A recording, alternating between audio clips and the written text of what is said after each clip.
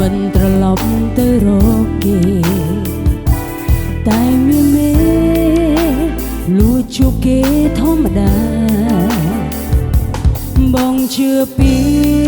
លួងលោព្រមលួចលាក់ស្នេហាបងប្រាប់អូនថា